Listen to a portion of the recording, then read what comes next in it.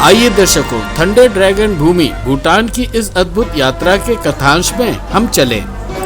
दिल्ली के Indira Gandhi international airport terminal 3 से हवाई मार्ग से भूटान की ओर। हाँ दोस्तों, डायरेक्ट हवाई मार्ग से भूटान जाने के लिए हमारे सामने मात्र एक एयरलाइंस का विकल्प था, ड्रुक एयर। गौरतलब है, हमने ड्रुक एयर के चेक इन काउंटर पर चेक इन कर इमिग्रेशन और सिक्योरिटी काउंटर से होते हुए उड़ान भरी भूटान के पारो नामक इंटरनेशनल एयरपोर्ट की ओर। 2 घंटे 20 मिनट की उड़ान के बाद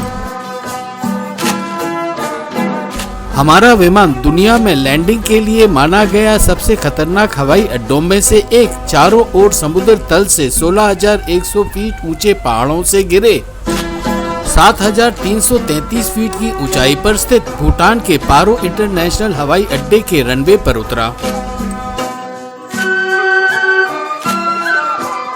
ये है पारो अंतर्राष्ट्रीय हवाई अड्डे और उसके रनवे का विहंगम दृश्य।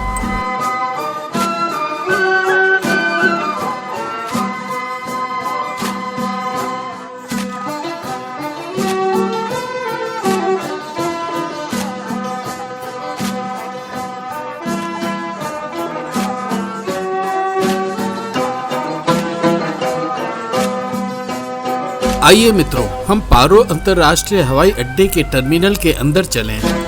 टर्मिनल के अंदर कदम रखते ही हमारा भूटान साम्राज्य में स्वागत यहाँ की अद्भुत रंगसाजी से हुआ।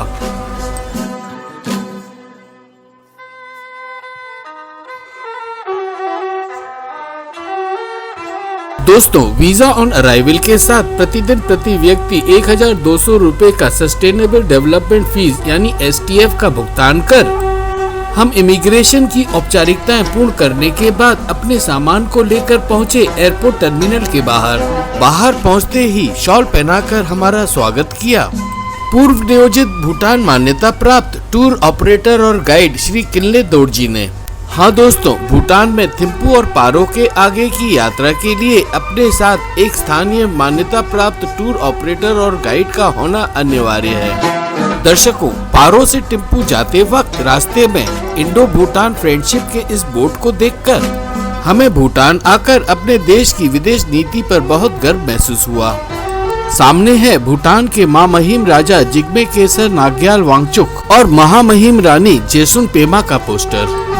खूबसूरती से भूटान के चिन्ह थंडर ड्रैगन को चित्रित इस विशाल द्वार से होकर हमने रुख किया भूटान की राजधानी थिम्पू की ओर।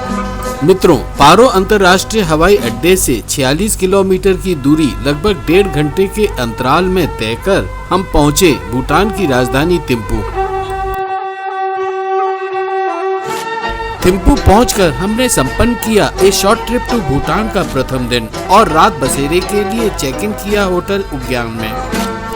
भूटान में दूसरे दिन नाश्ते के बाद हम निकल पड़े राजधानी थिम्पू के महत्वपूर्ण पर्यटन स्थलों के दृश्यावलोकन के लिए और सर्वप्रथम पहुंचे शहर के केंद्र क्लॉक टावर स्क्वायर से लगभग 6 किलोमीटर की दूरी पर स्थित थिम्पू के क्वीन सेल्फोड्रंग नामक नेचर पार्क में, एक पहाड़ी के ऊपर बुद्ध डॉट डेनमार्क के क्षेत्रफल में।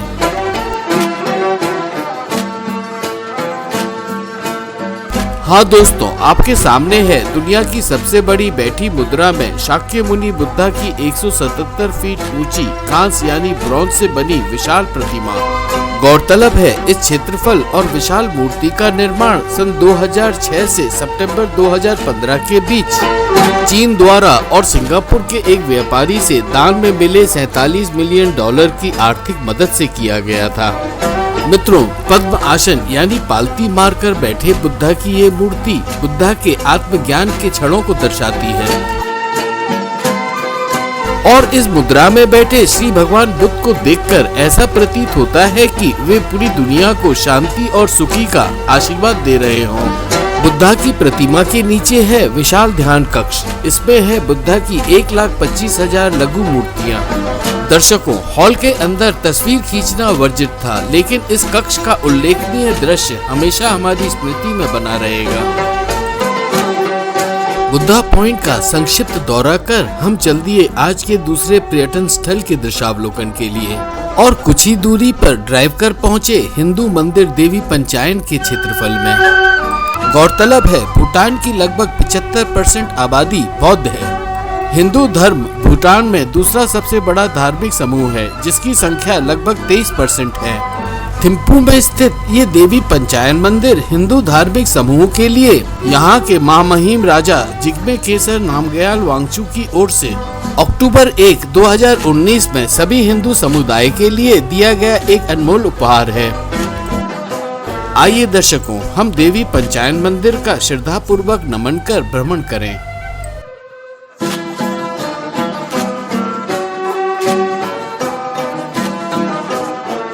आपके सामने है देवी पंचायन मंदिर से दिखाई देता थिम्पू वैली और थिम्पू शहर का अद्भुत व्यंगम दृश्य।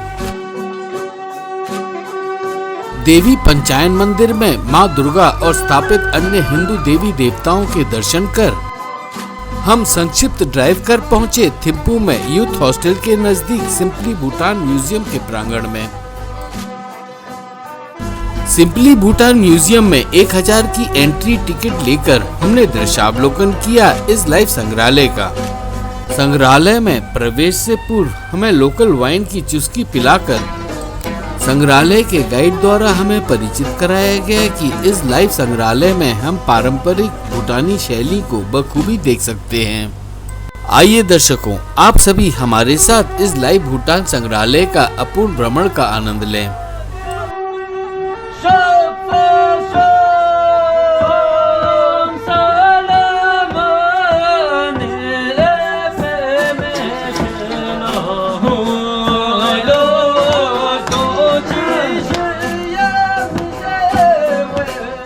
ये है 15वीं शताब्दी के Buddhist monk Drukpa Kunley the divine madman of Tibet के सिद्धांत का फर्टाइल गार्डन।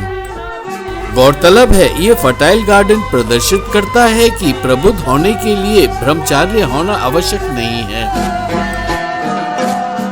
इस मैडमैन मॉन्क को आमतौर पर भूटान में बुराई को दूर भगाने के लिए घरों पर लिंग को चित्रांकित करने का श्रेय जाता है। ये है भूटान के मध्यकालीन पारंपरिक रसोई घर। इस रसोई घर में भूटानी जीवन शैली की सादगी को सुंदर तरीके से प्रदर्शित किया गया है। दर्शकों, आप यहाँ भूटान के राष्ट्रीय खेल तीरंदाजी को बखूबी आजमा सकते हैं और यदि आपका निशाना सही लगा तो आपके साथ नृत्य करके आपकी सराहना की जाती है। अंततः आप यहाँ पारंपरिक स्वादिष्ट नाश्ते, चावल के मुड़मुड़े और भूटानी नमकीन बटर टी के साथ यहाँ के नृत्य का आनंद ले सकते हैं।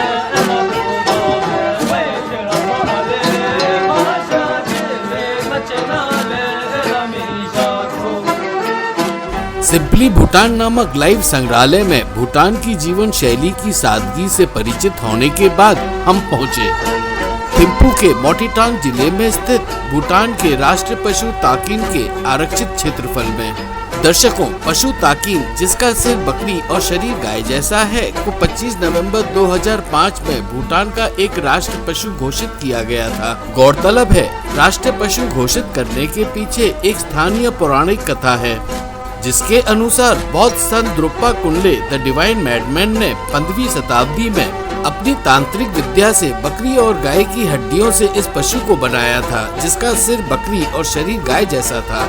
भूटान के राष्ट्र पशु ताकिन के आरक्षित क्षेत्रफल का संक्षिप्त दौरा कर हम पहुँचे, जहाँ से भूटान के शासनिक केंद्र के इलाके का व्यंगम दृश्य देखने को मिलता है। आपके सामने है भूटान की पार्लियामेंट का अद्भुत दृश्य। ये है भूटान के महामहिम राजा का महल। दोस्तों, हमें भूटान के राजा के महल के इतने छोटे आकार को देखकर आश्चर्य के साथ स्वाभाविक उनके प्रति आदर की भावना मन में उत्पन्न हुई। आपके सामने है भूटान के हाई कोर्ट और सुप्रीम कोर्ट का क्षेत्रफल। थिम्पू में भूटान के शासनिक केंद्र का व्यंगम दृश्य देखने के बाद हम पहुँचे थिम्पू के क्लॉक टावर स्क्वायर यानी घंटाघर के प्रांगण में। हाँ दर्शकों, ये थिम्पू का मुख्य और सबसे बड़ा बाजार है। इस बाजार में है कई छोटी और बड़ी दुकानें, जहां से आप भूटानी पारंपरिक सामान और अन्य प्रकार के सोवेनियर्स खरीद सकते हैं।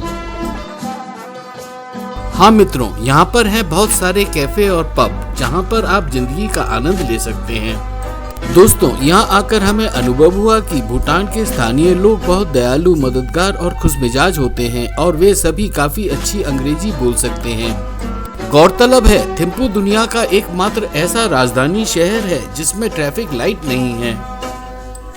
आप जो देख रहे हैं ये है समस्त भूटान में इकलौता एकमात्र यातायात को निर्देशित करता ट्रैफिक पुलिसकर्मी बूथ।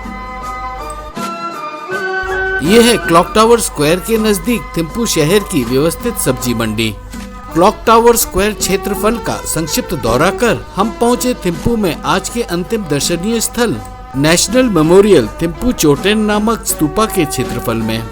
दर्शकों, ये सुनहरे रंग का स्तूपा थिम्पू में एक प्रमुख दर्शनीय स्थल है जो भूटान के तीसरे महामहिम राजा जिग्मे डोरजी वांगचुक, जिन्होंने भूटान में सन 1928 से 1972 के बीच यहाँ पर शासन किया था, के सम्मान में 1974 में बनवाया गया है। दोस्तों, आपकी जानकारी के लिए ये वो महामहिम राजा हैं जिन्होंने भूटान को बाहरी दुनिया के लिए खोलना शुरू किया था और इन्होंने ही भूटान में आधुनिकीकरण और लोकतंत्रीकरण की दिशा में पहला कदम उठाया था। इसी के साथ दर्शकों, हम संपन्न करते हैं पहले और दूसरे दिन का ये शॉर्ट ट्रिप टू भूटान का प्रथम एपिसोड।